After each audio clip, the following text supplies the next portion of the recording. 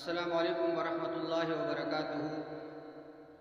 پیارے بھائیوں، میں نے آپ کے لیے ایک بہترین ٹاپک لایا ہے، آئیے چلتے ہیں ہم اپنے ٹاپک کی طرف۔ نحمده ونصلی علی رسوله الکریم، اما بعد فاعوذ باللہ من الشیطان الرجیم، بسم اللہ الرحمن الرحیم۔ السلام علیکم ورحمۃ اللہ وبرکاتہ۔ ہمارے آج کا موضوع ہے قوم لوط کا علاقہ، حالات اور انجام۔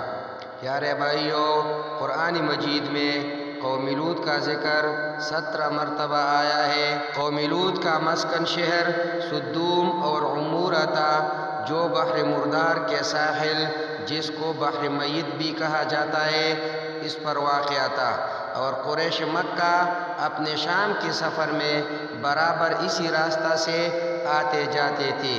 یہ علاقہ 5 اچھے بڑے شہروں پر مشتمل تھا، جن کا نام سدوم، عمورہ، ادمہ، سبوبیم اور زغر تھے۔ ان کے مجموعہ کو قرآن کریم نے مؤتفقہ اور مؤتفقات یعنی الٹی ہوئی بستیاں کے الفاظ میں کئی جگہ بیان فرمایا ہے۔ سدوم ان شہروں کا دارالحکومت اور مرکز سمجھا جاتا تھا۔ پیارے بھائیوں، جب حضرت لوط علیہ السلام اردن میں بحیرہ لوط کے پاس، جہاں سدوم اور عمورہ کی بستیاں تھیں، وہاں آ کر رہائش پذیر ہوئے، تو اللہ تعالیٰ نے انہیں اہل سدوم کی ہدایت کے لیے نبی مبعوث فرمایا۔ یہاں کے باشندے فواحش اور بہت سی گناہوں میں مبتلا تھے۔ دنیا کی کوئی ایسی برائی نہیں تھی جو ان میں موجود نہ ہو۔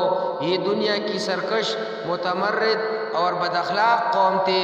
ان سب برائیوں کے ساتھ ساتھ یہ قوم ایک خبیث عمل کی موجد بھی تھی، وہ یہ کہ وہ اپنی نفسانی خواہشات پوری کرنے کے لیے عورتوں کے بجائے لڑکوں سے اختلاط رکھتے تھے۔ دنیا کی قوموں میں اس عمل کا اب تک کوئی رواج نہ تھا۔ یہی وہ بدبخت قوم تھی جس نے اس ناپاک عمل کو شروع کیا تھا، اور اس سے بھی زیادہ بے حیائی یہ تھی کہ وہ اپنی اس بدکاری کو عیب نہیں سمجھتے تھے، بلکہ کلم کلا فخر کے ساتھ اس کو کرتے رہتے تھے۔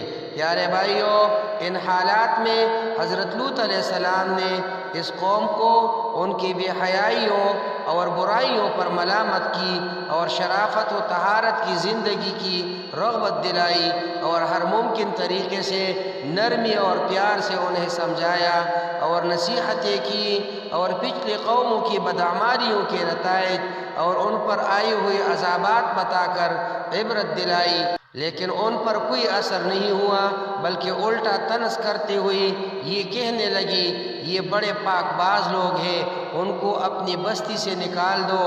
اور بارہا سمجھانے کے بعد یہ کہنے لگی، ہم تو نہیں مانتے، اگر تو سچا ہے تو ہم پر اللہ کا عذاب لے آ۔ ادھر یہ ہو رہا تھا، اور دوسری جانب حضرت ابراہیم علیہ السلام کے پاس اللہ کے فرشتے انسانی شکل میں آئے۔ ابراہیم علیہ السلام نے انہیں مہمان سمجھ کر ان کی تواضع کرنی چاہیے، لیکن انہوں نے کھانا کھانے سے انکار کر دیا۔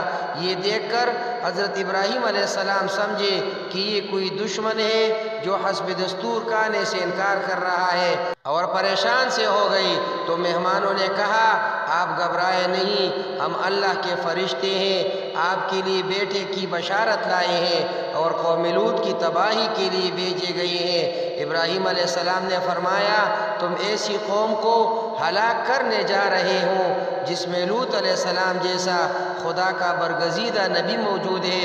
انہوں نے کہا، ہمیں معلوم ہے، لیکن اللہ کا یہی فیصلہ ہے کہ قوم لوط اپنی بے حیائی اور فواحش پر اصرار کی وجہ سے ضرور ہلاک ہوگی، اور لوط علیہ السلام اور ان کا خاندان اس عذاب سے محفوظ رہے گا۔ سوائے لوط علیہ السلام کی بیوی کی، وہ قوم کی حمایت اور ان کی بدعمالیوں میں شرکت کی وجہ سے عذاب میں مبتلا ہوگی۔ پیارے بھائیوں، فرشتے حضرت ابراہیم علیہ السلام کے پاس سے روانہ ہو کر سدوم پہنچے، اور لوط علیہ السلام کی یہاں مہمان ہوئی، اور یہاں یہ فرشتے خوبصورت اور نوجوان لڑکوں کی شکل میں تھے۔ لوط علیہ السلام نے ان کو دیکھا تو بہت پریشان ہوئی کہ اب نہ جانے قوم ان کے ساتھ کیا معاملہ کرے گی۔ ابھی وہ اسی پریشانی میں تھے کہ قوم کو خبر ہو گئی اور وہ لوط علیہ السلام کے مکان پر چڑھ گئے اور مطالبہ کرنے لگے کہ ان کو ہمارے حوالہ کر دو۔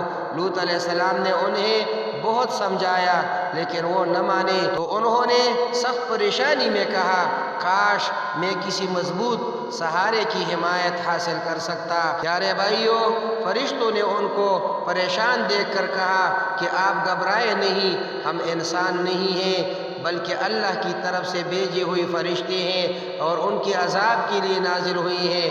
آپ راتوں رات اپنے خاندان سمیت یہاں سے نکل جائے۔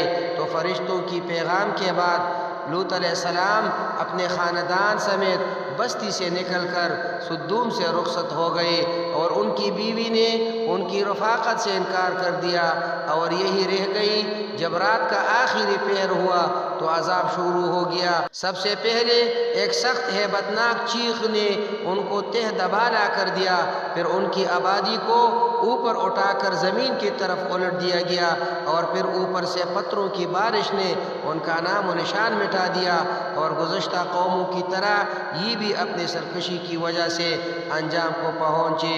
اقول قولی ھذا استغفر اللہ لی ولکم ولسائر المسلمین۔